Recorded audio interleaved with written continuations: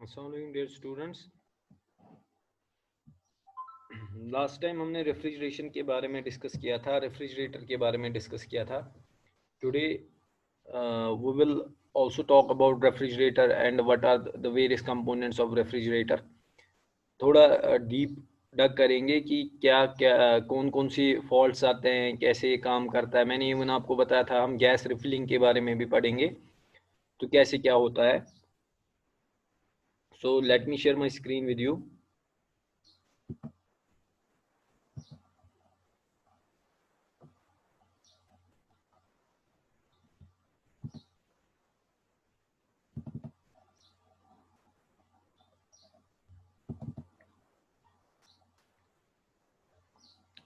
थोड़ा last time जो हमने पढ़ा था उसका थोड़ा रिकैप हम करेंगे सो दैट आपको थोड़ा आइडिया मिल जाए कि क्या था.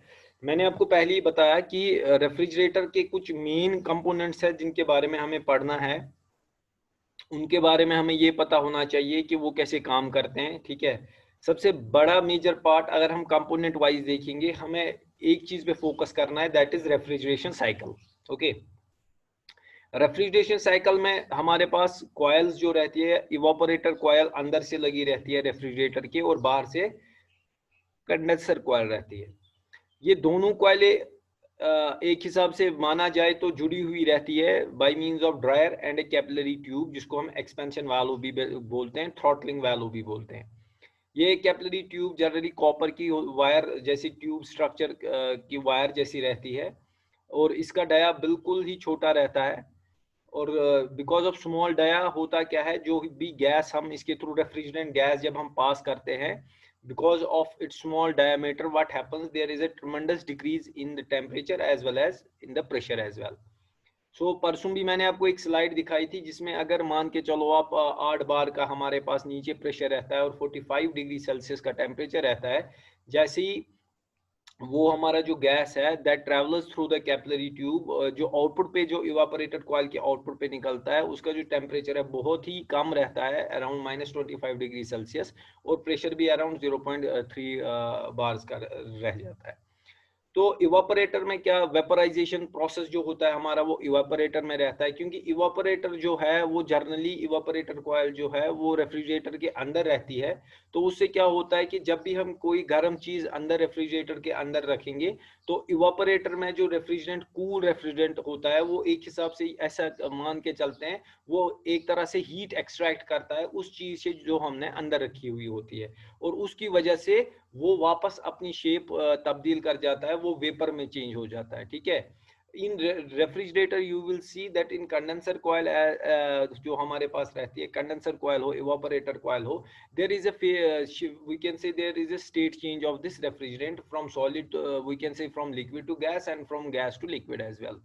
Okay, ड्रायर का काम क्या रहता है, जो ड्रायर हमारे पास रहता है उसका काम यही रहता है कि वो, उसमें जनरली सिलिका जल रहता है, तो उससे क्या रहता है कि जो भी मॉइस्चर या कोई भी डस्ट या कोई भी कुछ ऐसा पार्टिकल इन इस गैस में होगा, या कोई भी फ्लो करता रहेगा, कोई भी चीज़ ऐसी रहेगी, ठीक है, जो फर्दर मतलब चोक कर सकती है, ब्लॉक कर सकती है इन पाइप्स को, तो वो प्रिवेंट हमें, मतलब उसमें जो एज ए ब्लॉकेज, जो ब्लॉकेज को रोकता है, that is this silica gel. ठीक है, सिलिका जेल ड्रायर के लिए यूज होता है.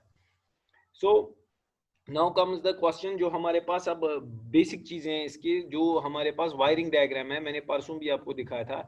अगर हम वायरिंग डायग्राम की बात करेंगे, we have a compressor. Let me show one slide. look, we have a compressor. ठीक है, we have a thermostat, we have a relay, we have a overload protection, we can say that this type of a switch, we have an bulb, we have a door switch. Okay, and जो coils वाइल्स वो separate रहती है. तो मोटा मोटा मान के चलेंगे तो हमारे पास एक कंप्रेसर रहता है, एक रिले रहता है, एक थर्मोस्टेट रहता है, एक ओएलपी रहता है, एक डोर स्विच रहता है, एक बल्ब रहता है, एक बाहर से एक कॉयल, कंडेंसर कॉयल, और अंदर से इवापोरेटर कॉयल रहती है, और एक ड्रायर रहता है. These are the major components of your refrigerator. कोई भी रेफ्रिजरेटर हो उसमें यही पार्ट आप देखोगे, और हमें इन्हीं चीज़ों पे अपना जो है ऑपरेशन वो करना है. तो अब आपको जो बेसिक चीज इसमें पढ़नी है, जैसे मैंने आपको यहाँ पे दिखाया, you can check about the connections as well, कि कनेक्शन कैसे होता है। जो डोर का स्विच रहता है उसके थ्रू हम फेज दे देते हैं, और जो अंदर का बल्ब है वो ग्लो होता है। बल्ब ग्लो होने का मतलब ये नहीं है कि आपका रेफ्रिजरेटर चल रहा है, ठीक है। You as an engineer you should know कि जैसे ही हम रेफ्रिजरेटर का डोर खोलते हैं तो बल्ब ग्लो हो जाता है, बट उसका ये मतलब नहीं है कि बल्ब ग्लो हो गया तो आपका रेफ्रिजरेटर चल रहा है, ठीक है। It is only for lighting purpose, कि हमें लाइट आ जाए, अंदर जो सामान रखा है वो हमें दिख जाए, ठीक है। बाकी ये किसी काम का नहीं रहता। उसके बाद हमारा जो कंप्रेसर है, रिले है, वो इसमें लगा रहता है। I will show you one more slide. वो हैव हाँ, और एक चीज जो यहाँ पे आपको पता होनी चाहिए कि हमारे पास जो कंप्रेसर रहता है, ठीक है, कंप्रेसर में हमारे पास हमें दो चीजें इसमें यूज करनी पड़ती है। एक तो OLP और हमारा रिले, ठीक है। दोनों OLP और रिले मुझे इसमें यूज करने पड़ते हैं। हमारा जो OLP है वो ऊपर कॉमन टर्मिनल में यूज होता है, और रिले हम नीचे में यूज करते हैं। अब आप बताएंगे सर इसमें कैसा सिस्टम रहता है। आपको ऐसे यूज करना है कि व्हाट यू विल सी, आप तीन टर्मिनल देखोगे, एक कॉमन देखोगे, एक स्टार्टिंग टर्मिनल देखोगे, और एक आर मींस रनिंग, ठीक है। होता क्या है, ये प्रोसीजर ऐसा रहता है कि अगर हम अपना रेफ्रिजरेटर देखेंगे, जो इसमें रिले हम यूज करते हैं वो काम क्या करता है, like a motor.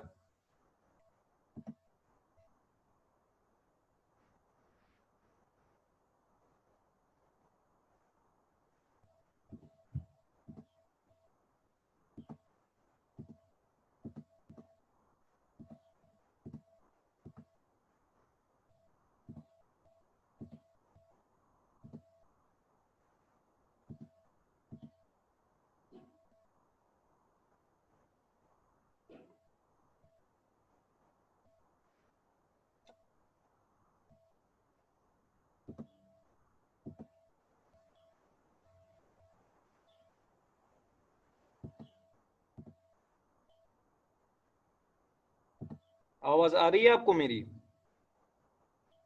Yes sir. हाँ, तो मैं फिर से स्क्रीन एक बार शेयर करता हूँ, मेरा इंटरनेट कनेक्शन डाउन हो गया था। तो होता क्या है, जो हमारे पास कॉमन टर्मिनल है, how you can identify the common terminal, starting terminal और रनिंग टर्मिनल। हम रेजिस्टेंस चेक करेंगे, जो हमारे पास मल्टीमीटर होगा उसके थ्रू जब हम रेजिस्टेंस चेक करेंगे, व्हाट यू विल सी, कि जब हम कॉमन टर्मिनल और स्टार्टिंग टर्मिनल के बीच की रेजिस्टेंस देखेंगे, that will be around 3 ohms, ठीक है। और जब हम रेजिस्टेंस बिटवीन कॉमन टर्मिनल और रनिंग कॉयल देखोगे, that will be 2 ohms। It simply signifies कि जो कॉयल है बिटवीन जो स्टार्टिंग वाइंडिंग कॉयल होगी वो ज्यादा होगी as compare to the running coil winding, ठीक है, क्योंकि वो रेजिस्टेंस कम दिखा रहा है।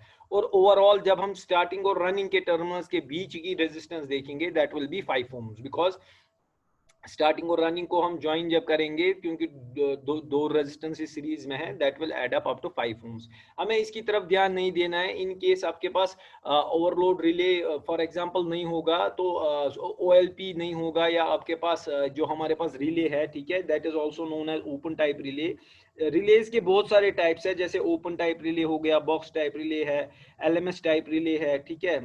LMS means light mean switching relay, या PTC टाइप रिले भी होता है। बट हमें ये चीज करना है, जब हम ट्रबल शूटिंग करेंगे, तो अगर आपके पास रिले नहीं होगा, what you have to do, क्योंकि तीन टर्मिनल होंगे, कॉमन पे आप न्यूट्रल दे देंगे। उसके बाद क्या करेंगे, जो नीचे वाले बॉटम दो टर्मिनल होंगे, स्टार्टिंग और रनिंग कॉइल के जो टर्मिनल होंगे, उन पे आप डायरेक्टली अपना फेज कनेक्ट कर सकते हो, आपका कंप्रेसर चल जाएगा। बट ये खाली ट्रबल शूटिंग के लिए। इन जनरल पर्पस, जब आप जनरल पर्पस में यूज करोगे तो आपको रिले यूज करना ही करना पड़ेगा। अब इसके कनेक्शंस तो हमने देख लिए, ये बिल्कुल इजी कनेक्शंस है, जो मैंने आपको बता दिया है कि फेज वायर जैसे हम पहले कनेक्ट करते हैं, that goes to door switch, then goes to OLP, then goes to your compressor. Compressor की आपको जो बात हम कर रहे हैं, ये याद रखना है, this is called as reciprocating compressor. I will write it down. If you have any questions in between, you can tell. Reciprocating compressor, ठीक है। ये रेसिप्रोकेटिंग कंप्रेसर जो हमारे पास रहता है, जनरली ये 1/6 HP का आता है। 1/6 HP, या हमारा रहता है 1/8 HP हॉर्स पावर, हाँ 1/10 HP, ठीक है। और रेसिप्रोकेटिंग कंप्रेसर इसको क्यों बोलते हैं, बिकॉज जैसे हमारे पास व्हीकल्स में पिस्टन रहता है, बाज़ाब्ता इसमें उसी पिस्टन का मैकेनिज्म रहता है, ठीक है, क्योंकि इसको सक करना है और डिस्चार्ज करना है, वो मैं अभी आपको बता दूंगा। जैसे हमने रेफ्रिजरेशन साइकिल में पढ़ा था कि इवापोरेटर कॉयल से जो इवापोरेटर कॉयल, कंडेंसर कॉयल, जो भी गैस ट्रेवल होती है वो कहीं ना कहीं जो कंप्रेसर हमारे पास रहता है वो क्या करता है, वो पहले सक करता है, that use as a suction, suction उसको कर लेता है, और सक्शन के बाद दूसरा जो डिस्चार्ज वैल्यू होता है, डिस्चार्ज वैल्यू के थ्रू उसको आउट कर देता है, ठीक है। वही गैस, हम गैस की जो स्टेट है वो चेंज हो जाती है from liquid to vapour, or we can say from vapor to liquid, or liquid to gas, और gas to liquid, ठीक है। दोनों स्टेट जो चेंज होते हैं, ये जो कंप्रेसर हमारे पास रहता है इसका काम यही होता है कि ये क्या करता है, ये एक प्रेशर मेंटेन करता है, उसकी वजह से क्या होता है, आपका जो गैस होता है वो एक जगह से दूसरी जगह तक जाता है, ठीक है। कंप्रेसर इसका मेन पार्ट है जो हम और डिस्कस करेंगे इसके रिलेटेड, बट यहाँ तक आपको ये पता होना चाहिए कि कंप्रेसर का मेन काम क्या रहता है, ठीक है। अब अगर हम देखेंगे, जैसे मैंने आपको बताया, we have only 5 main components in our refrigerator, that is compressor, we have a relay, we have a thermostat, we have OLP, we have door switch, we have bulb, we have coil, we have dryer. तो अगर अब मान के चलो, अब हमारे पास जो हमने देखा, let me show you some slides.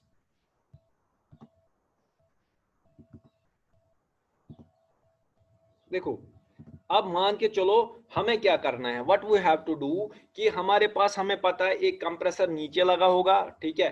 Compressor में हमेशा याद रखना है आपको कि कंप्रेसर के 3 ट्यूब्स होंगे, 3 आउटपुट्स होंगे, ठीक है। एक आउटपुट हमारा सक्शन का रहता है, मतलब वो एक्ट एज ए इनपुट करेगा, दूसरा हमारा डिस्चार्ज के लिए रहता है, ठीक है, और तीसरा हमारे पास गैस रिफिलिंग के लिए होता है। गैस रिफिलिंग को जर्नली हम बोलते हैं चार्ज करना, क्या इसका दमान तचकशिर पर दमा चार्ज करूं। अब कंडेंसर कॉइल क्योंकि बाहर से है, ये जो आप स्लाइड अभी देख रहे हो, अगर आपको विजुअल हो रहा होगा, तो अगर आप इसमें क्या देख रहे होगे,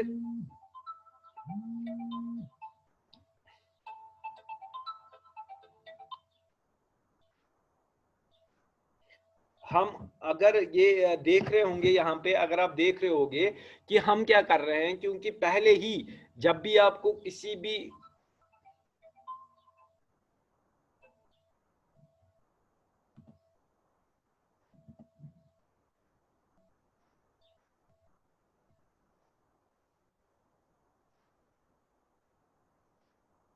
तो जब भी हम क्या कर रहे होंगे कि जब भी हमारे पास रेफ्रिजरेटर होगा, तो हमें क्या करना है कि मान के चलो रेफ्रिजरेटर नहीं चल रहा, ठीक है, इसमें कोई प्रॉब्लम आ गई, तो दिक्कत कहाँ कहाँ पे हो सकती है, उसके बारे में हमें पढ़ना है। हमें ये भी पढ़ना है कि गैस हम कैसे इसमें, जो हम बोलते हैं रेफ्रिजरेंट, जो मैंने आपको परसों भी बताया, हम जो रेफ्रिजरेंट इसमें यूज करते हैं जनरली वो R134A है, जिसको हम टेट्राफ्लोरो इथेन भी कहते हैं,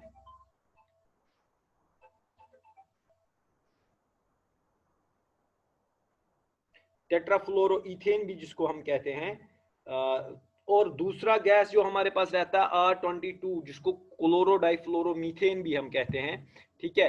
इसमें आपको याद रखना है, जो ये दोनों गैसेस है, आपको जो वहां पे नेम प्लेट लिखा गया होगा, जस्ट वेट फॉर अ सेक।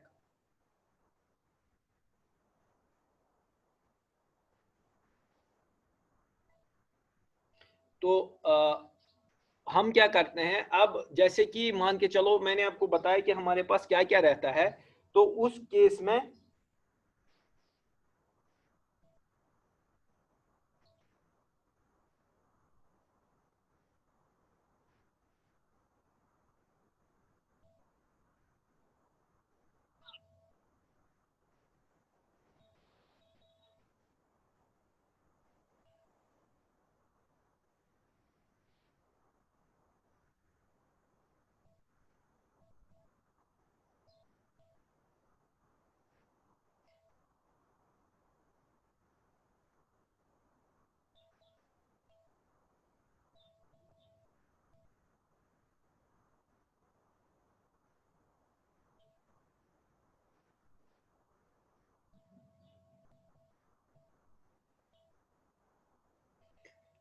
तो हमें क्या करना है कि जैसे कंडेंसर हमें अब मतलब जैसे ही हम ट्रबल शूट करेंगे तो कौन कौन सी चीज को हम देख के ट्रबल शूट करेंगे, क्या क्या चीज हमें देखनी होगी। देखो, एक फंडा रूल है कि जब भी आप रेफ्रिजरेटर को ट्रबल शूट करोगे तो विदाउट ऐसा हो कि आप बताओगे नहीं जी हम ना ऊपर ऊपर से ट्रबल शूट करेंगे, वो पॉसिबल नहीं है। तो मेन रीजंस क्या रहते हैं जो हमारे पास, जैसे रेफ्रिजरेटर होता है वो सही से काम नहीं करता, उसके कुछ मेन रीजन ये रहते हैं कि जो रेफ्रिजरेंट होगा, ठीक है, जो रेफ्रिजरेंट होगा वो या तो किसी वजह से लीक हो चुका होगा, ठीक है, या रेफ्रिजरेंट की क्वांटिटी कम हो चुकी होगी, या ब्लॉकेज आ चुका होगा। ये जो रेफ्रिजरेंट ट्रेवल करता है through condenser coil, through evaporator coil, through dryer जो करता है, इसमें अगर कोई भी इम्प्योरिटी बीच में आ जाती है, ठीक है, उस इम्प्योरिटी की वजह से क्या हो जाता है, ये हमारा जो गैस होगा वो लिक्विड शक्ल में भी हो सकता है, वो वेपर में भी हो सकता है, ठीक है। अब हम इन जनरल इसको गैस कहते हैं, ठीक है, we call it as refrigerant. जो ये रेफ्रिजरेंट होगा इसमें क्या रहता है कि मतलब हम ये कह सकते हैं कि इस रेफ्रिजरेंट में मतलब कुछ भी अगर आगे आ जाएगा, what will happen, blockage will happen. और जो ये रेफ्रिजरेशन साइकिल है, ये रेफ्रिजरेशन साइकिल कंप्लीट होगा, अगर नहीं होगा देन व्हाट विल हैपन, हमारा जो ये रेफ्रिजरेटर है it will not work properly, ये प्रॉपरली काम ही नहीं करेगा। तो हम अब कैसे चेक कर सकते हैं, एक थंब रूल ये है कि अगर आप ये देखोगे जो इस स्लाइड में आप दिख रहे हो, जो ये टॉर्च जैसी है, ठीक है, this is called as welding torch. ये जनरली एक बॉटल में आ जाता है, अगर आपको दिख रहा होगा, there is a bottle as well, दिख रहा है आपको? Yes sir.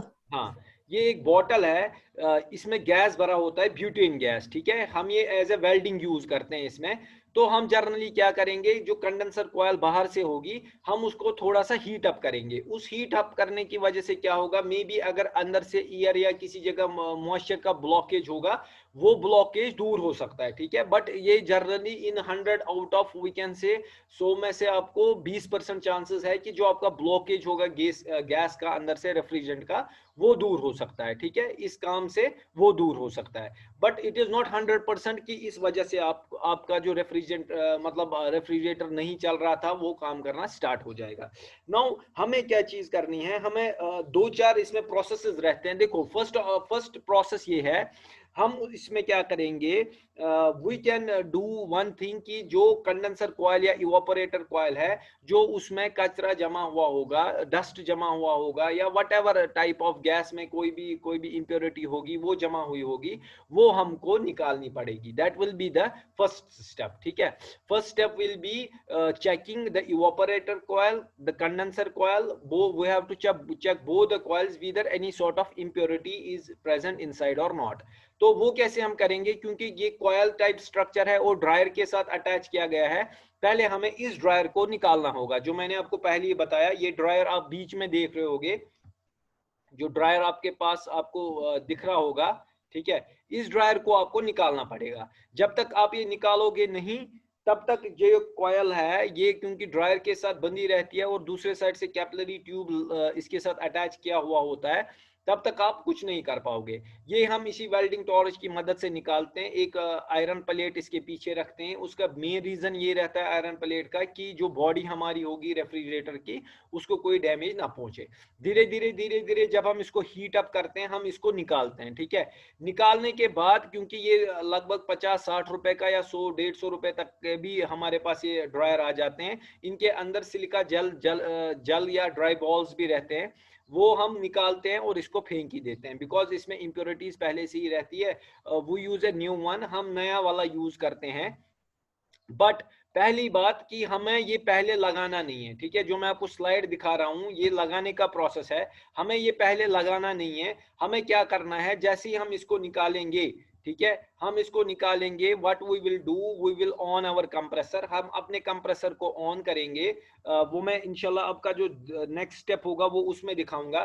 हम अपने कंप्रेसर को पहले ऑन ऐसे ही डायरेक्टली करेंगे, और जो इसका ये आउटपुट होगा, जहां पे आप अभी रेड लाइट जैसी देख रहे होंगे, इस पे अपनी उंगली रखेंगे, और क्योंकि गैस फ्लो करता रहता है, रेफ्रिजरेंट फ्लो करता रहता है, हमें ये देखना है कि अगर वहां से आप उंगली रख के उंगली हटाते हो, यू विल सी कि कुछ अगर डर्ट आ जाती है या कुछ आपको लगता है कि कुछ इम्प्योरिटी आ रही है, इट मींस जो आपका गैस हुआ था, गैस होता था इसमें, वो ब्लॉकेज हुआ है। ठीक है, वो पहले से ब्लॉक था और वो धीरे धीरे निकल रहा है। बट इसमें और एक चीज जो मैं आपको यहाँ पे दिखाऊंगा, क्योंकि ये चीज बहुत ही इंपॉर्टेंट है, ये कंसेप्चुअलाइजेशन भी इंपॉर्टेंट है और आपको घरों में भी ये काम आएगा। That's why I am pressing hard on this. देखो, अगर ये मेरे पास एक कंप्रेसर है, ठीक है, ये जो कंप्रेसर मेरे पास है, जो मैंने आपको बताया, एक तरफ से सक्शन का रहता है, एक तरफ से डिस्चार्ज का रहता है, और एक तरफ से चार्जिंग का रहता है, ये वाला। ठीक है, for example this one is used for charging. ठीक है, ये जो चार्जिंग का स्लॉट रहता है, इसमें क्या रहता है, इसमें एक पिन टाइप लगी रहती है, या इस द पांच एनआरवी। ठीक है, तो एनआरवी वैल्यू किस काम का रहता है कि नॉन रिटर्निंग वैल्यू, जिसको हम बोलेंगे नॉन रिटर्निंग वैल्यू, मतलब कि ये क्या करता है कि जैसे आपने देखा होगा जो हमारे पास साइकिल रहता है तो उसका ट्यूब रहता है। ठीक है, ट्यूब आपने देखा होगा कि ट्यूब के ऊपर हम वो एक तरह का वैल्यू रखते लगाते हैं, उससे क्या होता है, जैसे हम फूक भरते हैं तो फूक तो अंदर जाती है बट वहां से बाहर नहीं निकलती। तो एनआरजेड वैल्यू, यही एनआरवी वैल्यू इसके ऊपर लगा ही लगा रहता है, सो दैट अंदर की जो गैस है वो इस पोर्शन से या इस स्लॉट से बाहर ना आए। बाहर की जो हवा है वो अंदर जा सकती है बट अंदर की हवा बाहर नहीं आ सकती। इसीलिए जब हम चार्ज करते हैं, इसको चार्ज मींस इसको फिर से हम मतलब रेफ्रिजरेंट डालते हैं, उसके बाद इसको हम प्रॉपरली सील करते हैं, जो या जो वही एनआरजेड जो हमारे पास एनआरवी वैल्यू रहता है उसको पूरी तरह से बंद करते हैं, सो दैट ना बाहर की हवा अंदर जाए और ना अंदर की कोई भी मॉइस्चर, जो भी कोई भी गैस होगा वो बाहर ना आ सके। इस चीज पे आपको ध्यान रखना है। ठीक है, now comes the part of this.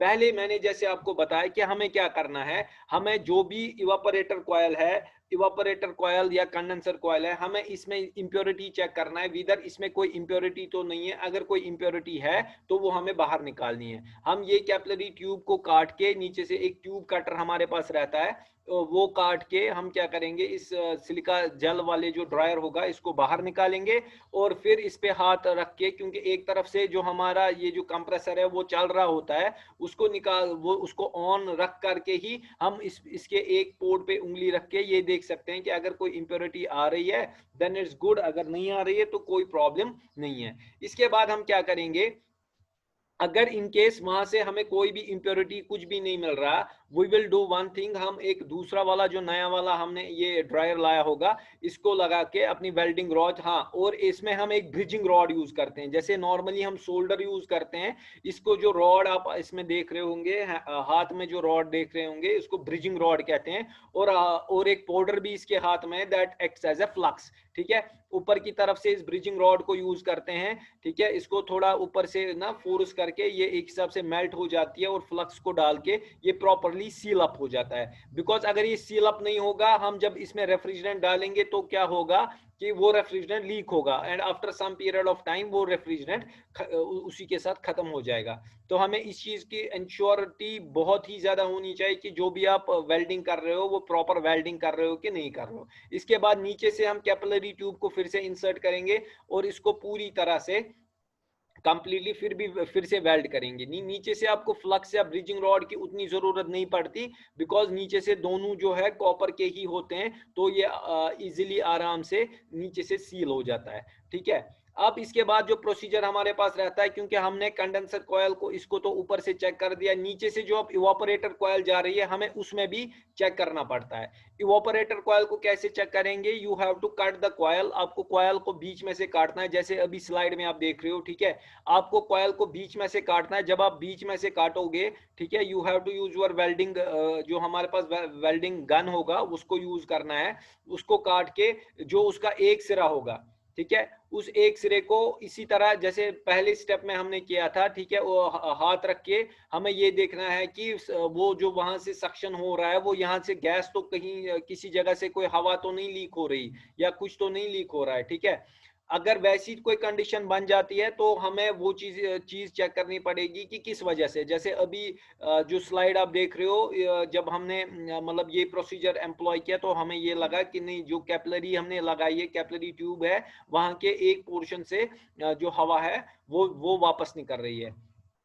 तो इसके बाद हम क्या करेंगे, what will be our next step, our next step will be कि ये तो हो गए कि हमारे जो कंडेंसर कॉयल है और इवापोरेटर कॉयल है, हमने दोनों कॉयल्स के इंप्योरिटी के लिए जो हमने प्रोसीजर अडॉप्ट किया वो पहले हमने फिनिश कर दिया। कोई भी इंप्योरिटी, ये याद रखो, कोई भी इंप्योरिटी अंदर नहीं होनी चाहिए। अगर कोई भी इंप्योरिटी अंदर रह गई, what will happen, it will cause blockage of the refrigerant and ultimately जब रेफ्रिजरेंट ब्लॉक हो जाएगा तो क्या हो जाएगा, जो आपका ये रेफ्रिजरेटर है ये काम करना बंद कर देगा। जो आप एक्सट्रीम राइट साइड से अगर आप देखोगे, जो स्लाइड है एक्सट्रीम राइट साइड से आप नीचे की तरफ एक देखोगे, एक जो कॉयल लगी हुई है ये ऊपर की तरफ अटैच की गई है। इसके ऊपर जो आप अगर देखोगे एक ब्रास कलर का, गोल्डन कलर का आप देखोगे, यही एनआरजेड वैल्यू है, एनआरवी वैल्यू जिसको बोलते हैं।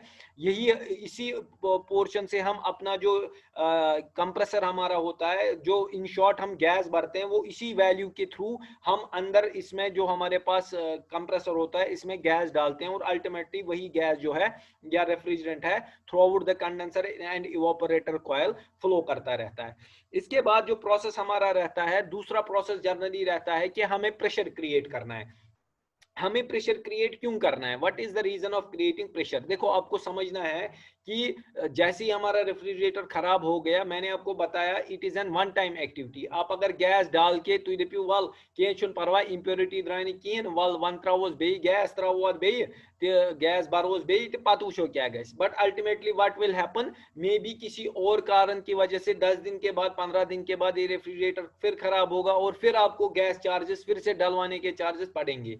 And you all people know कि गैस डालने के चार्जेस इट इज ऑलमोस्ट, मान के चलो आप 1000-1500 रुपए से कम कोई नहीं लेगा आपको गैस चार्ज करने के लिए, इवन मोर देन दैट। ठीक है, तो जो जर्नल इसमें हमारे पास जो हम तरीका यूज क्या करते हैं, पहले तो हम इंप्योरिटीज को डिटेक्ट करते हैं कि किसी जगह कोई गड़बड़ तो नहीं है। उसके बाद हम जो प्रेशर है प्रेशर चेकिंग करते हैं। प्रेशर चेकिंग मतलब क्या हुआ कि हम क्या देखते हैं, हम इन दोनों कॉइल्स को, जो इवापोरेटर कॉइल है हमारे पास या कंडेंसर कॉइल है, we subject them to high pressure. हम उसमें प्रेशर डालते हैं। प्रेशर किस लिए डालते हैं, इसलिए डालते हैं कि जो मान के चलो अगर किसी भी जगह, अगर क्योंकि एनआरजेड वैल्यू खुला है तो ईयर वहां से इनपुट हो रहा है, अगर किसी भी जगह की कोई भी लीक होगा तो व्हाट विल हैपन, उस लीक को वो डिटेक्ट करने में हमें मदद करता है। ठीक है, we put high pressure on these coils so that कि हमें ये पता चले कि अगर किसी भी जगह लीक है तो वो हमें दिख जाएगा। ठीक है, अगर वो वर्चुअली नहीं दिखेगा, we make use of soap as well.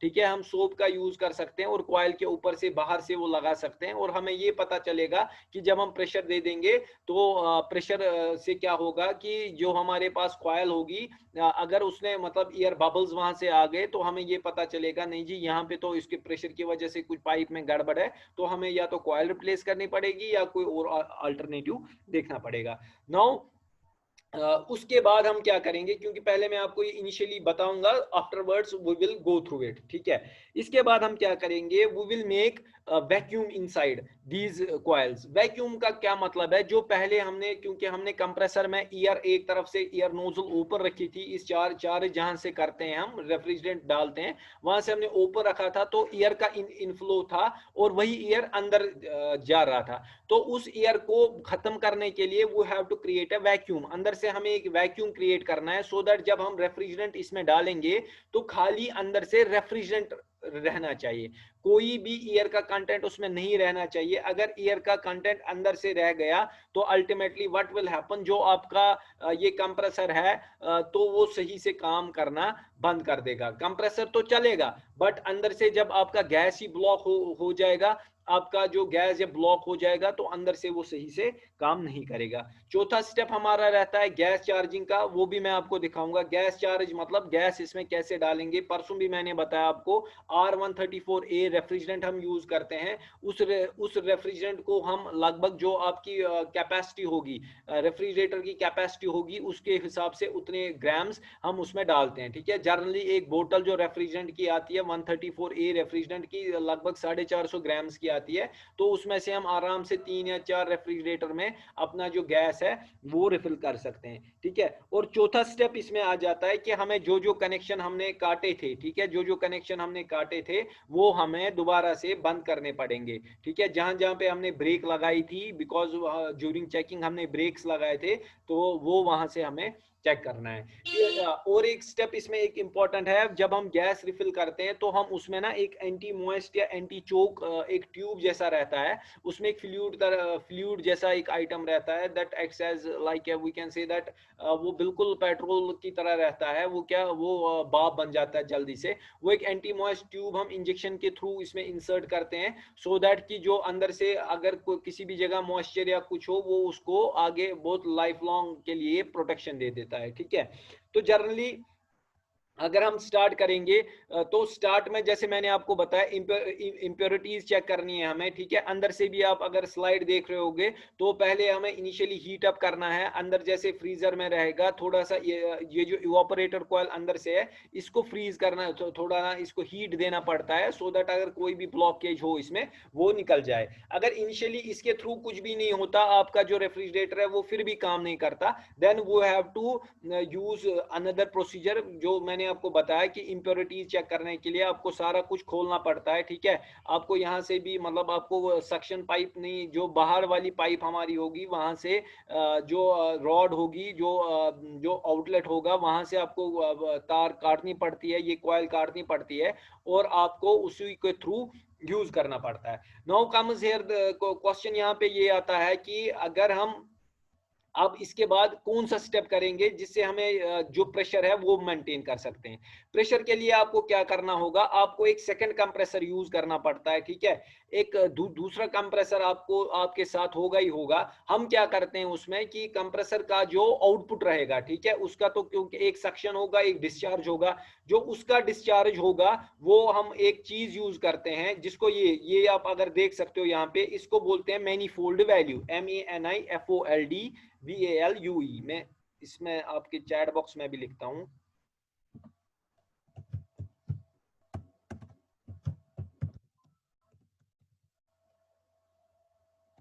ठीक है, मैनीफोल्ड वैल्यू, इस मैनीफोल्ड वैल्यू का काम क्या रहता है, अगर आप इसमें देखोगे, इसमें दो कलर के आप गेज टाइप देखोगे। एक का हमारे पास जो नॉर्मल रहता है, रेड कलर का जो रहता है उसको हम बोलते हैं प्रेशर गेज। ठीक है, और जो ब्लू कलर का रहता है उसको बोलते हैं कंपाउंड गेज। ये आपको याद रखना है, मैं रिपीट इसमें चैट बॉक्स में लिखता हूं, ये बिल्कुल ईजी है, उतना कुछ है नहीं।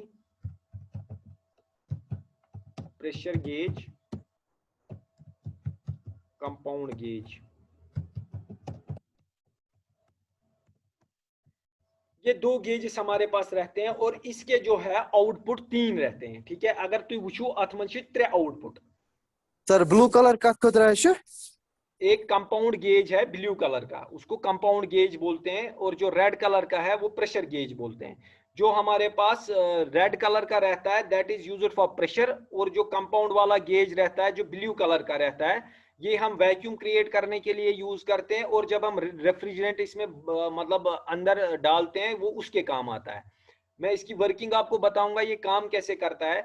इनिशियली हमें, क्योंकि ये जो हमारे पास रेफ्रिजरेटर है, जो कंप्रेसर लगा है, हमें क्या करना है, हमें अंदर जो है पहले प्रेशर मेंटेन करना है। देखो मैं आपको ये भी बताता हूं, तो अगर घर रेफ्रिजरेटर ठीक करने वाला आएगा, सो जरूरी सह तुल पन्निस पानस यूता तफरीक, सह करे प्रेशर चेक, पत करे गोनेथ कड़े इम्प्योरिटी, पत करे प्रेशर चेक, पत करे वैक्यूम अत, पत करे चार्ज। सो हेकि डायरेक्टली करित काम, सह बलायो तो फिल्टर, अगर न फिल्टर ते बलोन, सो दपे यथ गैस मोकलोमुत, जो हमारे पास गैस का जो NRZ होगा, NRV वैल्यू होगा, उसको खोल के वहां पे गैस भर के उसको बंद करके, सो दपे यह चली वहां पानी। बात मेरी समझ आ रही है आपको? हेलो, मी कच्चा समझ तरन? Yes sir. चलो 1 मिनट रह गया इस क्लास में, I will join in the next class. ठीक है, अभी मैं ज्वाइन करता हूँ।